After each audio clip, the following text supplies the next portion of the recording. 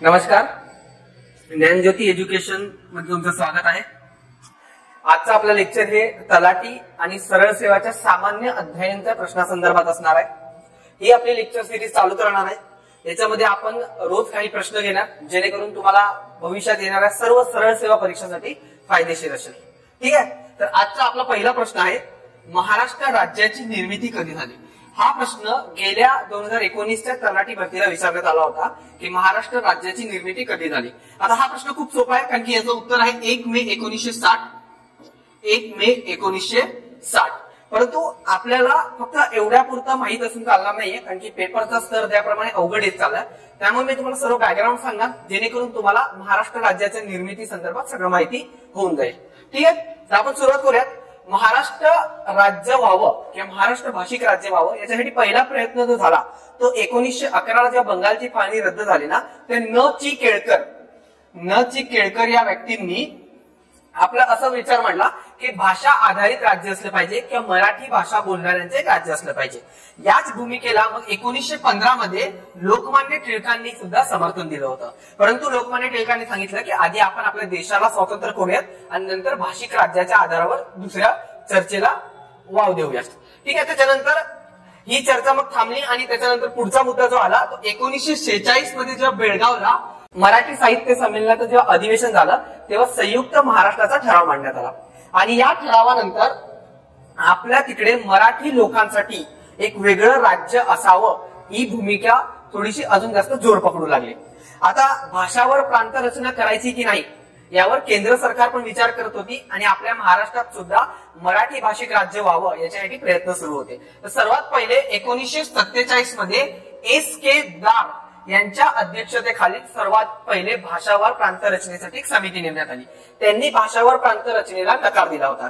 त्याच्यानंतर 1948 मध्ये जेव्हीपी समिती आली। जेव्हीपी समिती म्हणजे जवाहरलाल नेहरू, व्ही म्हणजे वल्लभभाई पटेल आणि पी म्हणजे पट्टाभी सीतारामय्या, या 3 सदस्यांची समितीने सुद्धा हेच मत मांडलं की भाषावर प्रांत रचना नको करायला, कारण की भारत हा एक देश व्हायला पाहिजे, भाषेच्या आधारावर भारताचं विभाजन नको। ठीक आहे, त्याच्यानंतर पुढे आचार्य अत्रे यांनी मुंबई महानगरपालिकेत मुंबईसह संयुक्त महाराष्ट्र निर्माण व्हावा असा ठराव मांडला आणि या ठरावाला 50 विरुद्ध 35 मतांनी समर्थन भेटलं।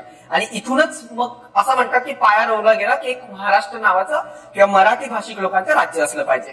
ठीक आहे, त्याच वेळेस सेनापती बापट यांनी सुद्धा महाराष्ट्र राज्य व्हावं याच्यासाठी जनजागृती अभियान सुरू केले आणि 1950 पासून महाराष्ट्र राज्याच्या निर्मितीसाठी सर्व लोक प्रयत्न करू लागले। पुढचा जो टप्पा होता तो होता 1953चा फाजल अली आयोग। हा फाजल अली आयोग केंद्र सरकारद्वारे निर्माण केला होता आणि त्याचा उद्देश सुद्धा हाच होता की भाषावर प्रांत रचना करावी किंवा करू नये। ठीक आहे, त्याच्यानंतर आपल्या भाषावर प्रांत रचनेमध्ये एक महत्वाचा टप्पा म्हणजे नागपूर करार। या नागपूर करारमध्ये काय झालं की सर्व मराठी भाषिक लोकांचं एक राज्य स्थापन करण्यात यावं असा करार तो झाला। आता हा करार कोणाचा झाला तर आपली मराठी लोक जी होती त्यांचा झाला। आणि त्यात पुढचा मुद्दा असा मांडला त्यांनी की मराठवाडा आणि विदर्भ जे मराठी भाषिक राज्य आहेत ते, आणि जो ऑलरेडी महाराष्ट्राचा किंवा मुंबई प्रांताचा जो भाग होता म्हणजे पश्चिम महाराष्ट्र, नाशिक विभाग आणि कोकण, या सगळ्या 5 विभागांना एकत्र करून महाराष्ट्र नावाचं एक मराठी भाषिक लोकांचं राज्य निर्माण करावं। त्याच्यानंतर फाजल अली आयोगाच्या शिफारशीनुसार 1 नोव्हेंबर 1956 ला द्विभाषिक मुंबई राज्याची स्थापना झाली। अजून सुद्धा फाजल अली आयोगाच्या शिफारशीनुसार 1956 ला द्विभाषिक मुंबई राज्याची स्थापना झाली। आता मुंबई राज्याची स्थापना झाली याच्यात फक्त महाराष्ट्र नव्हतं तर गुजरातचा काही भाग आणि महाराष्ट्राचा पूर्ण भाग असं करून एक मुंबई राज्याची निर्मिती केली। त्यामुळे अजून पण फक्त मराठी भाषा बोलणाऱ्यांसाठी महाराष्ट्र राज्य अशी संकल्पना तयार झाली नव्हती आणि त्याच्यात मग विविध आंदोलन झाले आणि आपल्या 106 हुतात्म्यांनी आपले 106 लोक हुतात्मा झाले। हा नंबर लक्षात ठेवा, कारण की हा भरपूर वेळा विचारण्यात आलेला आहे। आणि या हुतात्मा आणि आपलं जे आंदोलन होतं या सर्व पार्श्वभूमीवरच 1 मे 1960 ला महाराष्ट्र, मराठी लोकांसाठी महाराष्ट्र आणि गुजराती लोकांसाठी गुजरात असे 2 वेगळे राज्य निर्माण करण्यात आले। तर आपली 1915 पासूनची जी मागणी होती तिला पूर्णत्व रूप आलं 1960 ला। पुढचा प्रश्न आहे, मुंबईमध्ये 1985 साली भारतीय राष्ट्रीय काँग्रेसचे पहिले अधिवेशन खालीलपैकी कोणी आयोजित केले होते? आता बघा, काँग्रेसचं अधिवेशन झालं किंवा काँग्रेसची स्थापना झाली. हे काँग्रेसची जी मुख्य भूमिका होती ती म्हणजे ब्रिटिशांच्या विरोधातली होती. तर ब्रिटिशांच्या विरोधात जर तुम्हाला काय एखादं संमेलन किंवा अधिवेशन जर भरवायचं असेल तर ते भारतीय व्यक्तींना जमणार नव्हतं, कारण की भारतीय लोकांना तशी परवानगी नव्हती. त्यामुळे असं कोणतरी कार्य करतंय हे कुठलं तरी ब्रिटिशच असेल या दृष्टिकोनातून जर तुम्ही विचार केला तर याचं उत्तर ॲलन ह्यूम हा व्यक्ती आहे, ज्यांनी काँग्रेसचं अधिवेशन पहिलं घडवून आणलं. म्हणजे यांनी प्रयत्न केले.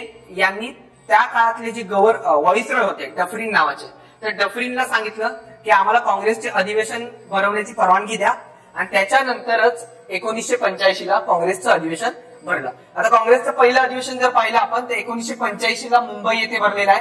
मुंबईचा गोकुळदास तेजपाल संस्कृत पाठशाला येथे. आणि याचे अध्यक्ष तुम्हाला लक्षात ठेवायचे उमेशचंद्र बॅनर्जी. ठीक आहे. पहिल्या अधिवेशनाचे सचिव आणि पहिल्या अधिवेशन भरवण्यात मोठं योगदान असलेले A.O. ह्यूम यांचं पण नाव लक्षात ठेवा. आणि पहिल्या अधिवेशनात 72 प्रतिनिधी उपस्थित होते आणि त्यापैकी महाराष्ट्रातले 16 लोक होती, एवढं लक्षात ठेवा. पुढे दुसरं अधिवेशन 1986 कलकत्ता, अध्यक्ष दादाभाई नौरोजी. तिसरं अधिवेशन 1987 मद्रास, बद्रुद्दीन तय्यबजी. चौथं अधिवेशन 1988 अलाहाबाद, अध्यक्ष जॉर्ज ह्यूल हा ब्रिटिश व्यक्ती होता. असा प्रश्न आला की असं कोणतं अधिवेशन होतं ज्यात पहिल्यांदा ब्रिटिश व्यक्ती हा काँग्रेसचा अध्यक्ष झाला होता, तर चौथं अधिवेशन लक्षात ठेवा. आणि पाचवं अधिवेशन 1989 ला मुंबई येथे, अध्यक्ष विल्यम वेडनबर्ग. आणि याच्यात अजून एक मुद्दा लक्षात ठेवा, हे पहिल्यांदा या अधिवेशनात महिलांनी सहभाग घेतला आणि या अधिवेशनात पहिल्यांदाच गोपाळकृष्ण गोखले आणि लोकमान्य टिळक यांनी सहभाग घेतला होता. मी तुम्हाला 5 अधिवेशन का सांगितली, कारण की काँग्रेसची पहिली 5 अधिवेशन लक्षात ठेवा, ते खूप जास्त गरजेची आहेत. तिसरा प्रश्न, 1993 मध्ये भारतीय स्वातंत्र्य सेनानी आणि समाज सुधारक लोकमान्य टिळकांनी कोणता उत्सव सुरू केला जेणेकरून लोक सार्वजनिक ठिकाणी जमतील आणि त्यांच्यात एकात्मतेची भावना निर्माण होईल? तर तुम्हाला माहिती आहे लोकमान्य टिळकांनी गणेश चतुर्थीची सुरुवात केलेली आहे. ठीक आहे. तर 2 याच्यात गोष्टी लक्षात ठेवा की टिळकांनी 1995 ला शिवजयंती आणि 1993 ला गणपती उत्सवाची सुरुवात केली. कदाचित असा प्रश्न पण येऊ शकतो की पहिले गणपती उत्सव आहे की पहिले शिवजयंती आहे. तर सुरुवातीला गणपती उत्सव आणि त्याच्यानंतर शिवजयंतीची सुरुवात केलेली आहे. पुढचा प्रश्न, 101वी घटना दुरुस्ती कशाशी संबंधित आहे? आता आपल्या घटनेत विविध बदल केले जातात, त्यामध्ये कलम 368 नुसार घटना दुरुस्ती केली जाते. कलम लक्षात ठेवा, कलम 368 नुसार घटना दुरुस्ती केली जाते. आणि आता आपल्याला हा प्रश्न काय विचारण्यात आलाय, 101वी घटना दुरुस्ती कशाच्या संदर्भात होती? ठीक आहे. तर याचे उत्तर आहे वस्तू आणि सेवा कर, त्याला आपण इंग्लिशमध्ये गुड्स अँड सर्व्हिस टॅक्स म्हणतो, GST. ठीक आहे. तर आता आपल्या ऑलमोस्ट 105 च्या आसपास घटना दुरुस्ती झाल्या, तर तुम्हाला शेवटच्या 4-5 घटना दुरुस्ती माहिती असायला पाहिजेत ज्यावर प्रश्न येण्याची शक्यता आहे. तर आपण एकदा ते बघून घेऊया काय आहे ते.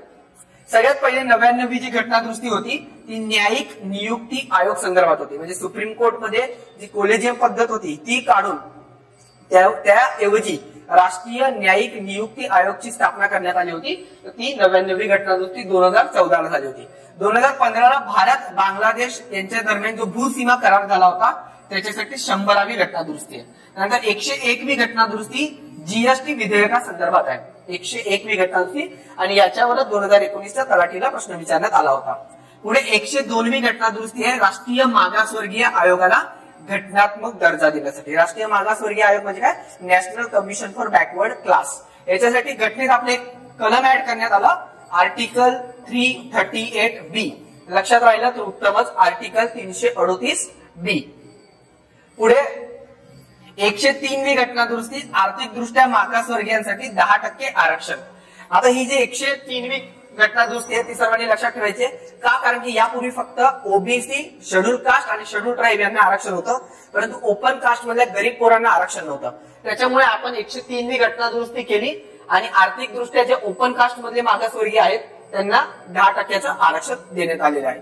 पुढे 104वी घटना दुरुस्ती, यामध्ये लोकसभा विधानसभाच्या निवडणुकीमध्ये अनुसूचित जाती आणि जमातीचं जे आरक्षण आहे, म्हणजे काही जागा ज्या अनुसूचित जाती आणि जमातीसाठी निवडणुकीसाठी राखीव ठेवलेल्या असतात ते आरक्षण 2030 पर्यंत पुढे टाकण्यात आलं.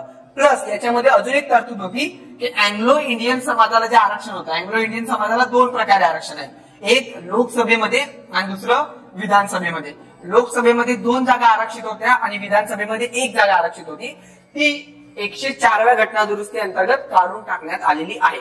म्हणजे आता आपल्याकडे फक्त शेड्यूल कास्ट आणि शेड्यूल ट्राईबला आरक्षण आहे आणि अँग्लो इंडियन समाजाचं आरक्षण काढून टाकण्यात आलेलं आहे. पुढे 105वी घटना दुरुस्ती, राज्यांना स्वतःची ओबीसी यादी बनवण्याची जी पूर्वी शक्ती होती ती काढून टाकण्यात आलेली आहे. म्हणजे आधी राज्य स्वतः ओबीसी यादी बनवायचं, पण आता ते कमी केलेलं आहे. ती 105वी घटना दुरुस्ती. त्या 5-6 तुम्हाला घटना दुरुस्ती लक्षात ठेवायच्या.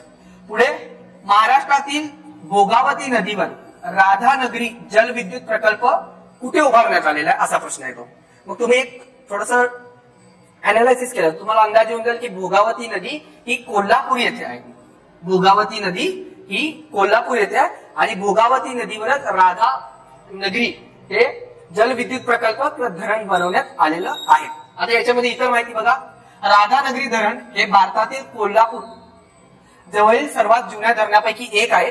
राधानगरी धरण हे भोगावती नदीवर आहे आणि हे सगळ्यात महत्वाचं लक्षात ठेवा की छत्रपती शाहू महाराजांनी हे धरण बांधलेलं आहे. ठीक आहे.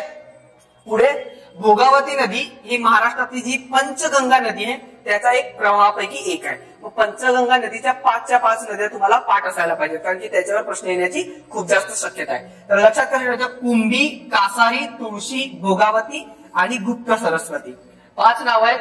सर्व लक्षात ठेवण्याचा प्रयत्न करा. कुंभी, कासारी, तुळशी, भोगावती आणि गुप्त सरस्वती. पुढे सध्या 2019 मध्ये भारतात किती उच्च न्यायालय आहेत? तर याचं उत्तर आहे 25. आणि 25वं उच्च न्यायालय कुठलं आहे? आंध्र प्रदेश जे नवीन राज्य तयार झालेलं आहे, आंध्र प्रदेश तेलंगणा पासून वेगळं होऊन त्या आंध्र प्रदेशचे जे कोर्ट आहे ते आपलं 25वं उच्च न्यायालय आहे. म्हणून हा प्रश्न विचारण्यात आला होता की भारतात किती उच्च न्यायालय आहेत. पुढे 1974 मध्ये पोखरण येथे अंमलात आणलेल्या पहिल्या परमाणु चाचणीला कोणते सांकेतिक नाव देण्यात आले होते? हा प्रश्न खूप जास्त इम्पॉर्टंट आहे. खूप वेळा सर्व सेवेला हा प्रश्न विचारण्यात आलेला आहे. तर पोखरणची जी पहिली अणुचाचणी होती त्याला स्माइलिंग बुद्धा असं नाव देण्यात आलं होतं. म्हणजे जेव्हा पोखरणची अणुचाचणी झाली तेव्हा आपल्या पंतप्रधानांपर्यंत असा मेसेज गेला होता की बुद्धाने स्माइल केलेला आहे. ठीक आहे. बुद्धाने स्माइल केले म्हणजे काय? पोखरणची अणुचाचणी ही सक्सेसफुली झालेली आहे. दुसरी जी पोखरण अणुचाचणी होती 1998 ला झाली होती, तिचं सांकेतिक नाव होतं ऑपरेशन शक्ती. म्हणजे पहिलीचं नाव स्माइलिंग बुद्धा आणि दुसरीचं नाव ऑपरेशन शक्ती. पुढे महाराष्ट्रातील कोणत्या ठिकाणी 30 सप्टेंबर 1993 मध्ये भूकंपामुळे झालेल्या प्रचंड विध्वंसामुळे, म्हणजे बेसिकली प्रश्न काय की 1993 ला महाराष्ट्रात कुठे भूकंप झाला होता? तर तुम्हाला सगळ्यांना माहिती असेल लातूर मध्ये 1993 ला भूकंप झाला होता. त्याला आपण खिल्लारी भूकंप असं सुद्धा म्हणतो. बघा 1993 ला सकाळी 4 वाजताच्या आसपास महाराष्ट्रातल्या लातूर आणि धाराशिव जिल्ह्यामध्ये हा भूकंप झाला होता. ठीक आहे. आणि लातूर जिल्ह्यातल्या किल्लारी येथे भूकंपाचा केंद्रबिंदू होता, म्हणून त्याला कधी कधी आपण किल्लारी भूकंप असं सुद्धा म्हणतो. भूकंपाची तीव्रता 6.4 रेक्टर स्केल दाखवली होती आणि तो अतिशय तीव्र स्वरूपाचा भूकंप होता आणि त्याच्यामध्ये ऑलमोस्ट महाराष्ट्रातले 8000च्या आसपास लोक मरण पावले होते असा ऑफिशियल डाटा आहे. त्यानंतर 1967 मध्ये कोयना येथे भूकंप झाला होता. कोयना येथे भूकंप होण्याचं कारण काय होतं की तिकडे धरण बांधण्यात आलं होतं, त्या धरणाचं पाणी अडून त्याच्यावर प्रेशर तयार झालं आणि त्या प्रेशरमुळे कोयना येथे भूकंप आला होता. पुढे महाराष्ट्रातल्या कोणत्या समाज सुधारकाला लोकहितवादी असं म्हटलं जातं? तर लक्षात ठेवा लोकहितवादी हे गोपाळ हरी देशमुख यांना म्हणतात. काय कोणाला म्हणतात? गोपाळ हरी देशमुख यांना म्हणतात. का म्हणतात? कारण की गोपाळ हरी देशमुख यांनी भाऊ महाजन यांचे एक वृत्तपत्र होतं प्रभाकर मध्ये. त्या प्रभाकर मध्ये 1948 मध्ये शतपत्र लिहिली होती. आता शतपत्र म्हणजे काय की त्यांनी एक 100 पत्र लिहिली होती. कशाला लिहिली होती? तर त्याच्यामध्ये त्यांनी ऐतिहासिक, धार्मिक, राजकीय आणि सामाजिक बाबींवर त्यांनी आपलं भाष्य केलं होतं आणि त्या शतपत्रामध्ये त्यांनी स्वतःचं नाव लोकहितवादी असं वापरलं होतं. ठीक आहे. आता या शतपत्राचं काय महत्व आहे? तर नव समाजाच्या दृष्टिकोनातून, म्हणजे आजचा जो समाज आहे त्याच्या दृष्टिकोनातून ही शतपत्र महत्वाची होती. म्हणून डॉक्टर बाबासाहेब आंबेडकर यांनी बहिष्कृत भारतमध्ये लोकहितवादी यांची शतपत्र पुन्हा छापण्यात आली होती. म्हणजे लक्षात ठेवा शतपत्र कोणी लिहिली, कुठे लिहिली आणि डॉक्टर बाबासाहेब आंबेडकर यांनी कुठल्या वृत्तपत्रात त्याला परत छापलं असा पण प्रश्न येऊ शकतो. पुढे महाराष्ट्रात खालीलपैकी कोणते जिल्हे शेजारी तेलंगणा राज्यासोबत सीमा सामायिक करतात? तर तेलंगणा सोबत ऑब्विसली भंडारा लागणार नाही, कारण की भंडारा वरच्या साईडला आहे, कोल्हापूर सगळ्यात खालच्या साईडला आहे, सोलापूर पण नाही लागणार, तर याचं उत्तर आहे नांदेड. ठीक आहे, तेलंगणा राज्यासोबत नांदेड हे आपलं लागलेलं आहे. बघा हा तेलंगणा आहे, हा तेलंगणा आहे आणि इथं नांदेड, यवतमाळ आणि चंद्रपूर हे 3 जिल्हे तेलंगणाला लागून आहेत. आता तुम्हाला हा प्रश्न येऊ शकतो का? तर ऑब्विसली यस. तुम्ही हा सगळा मॅप व्यवस्थित बघायचा आहे, याच्यातला प्रत्येक राज्याला महाराष्ट्रातला कोणता जिल्हा लागला याचे एक सविस्तर तुम्ही अभ्यास करायचा आहे. सर्वाधिक सीमा मध्य प्रदेशला लागून आहे, सर्वात कमी सीमा गोव्याला लागून आहे, गोव्याला फक्त सिंधुदुर्ग हा जिल्हा लागून आहे आणि इतर राज्यांना कुठल्या कुठल्या सीमा लागल्यात हे सर्व तुम्ही व्यवस्थित अभ्यास करायचा आहे. ठीक आहे, आज आपण थांबूयात.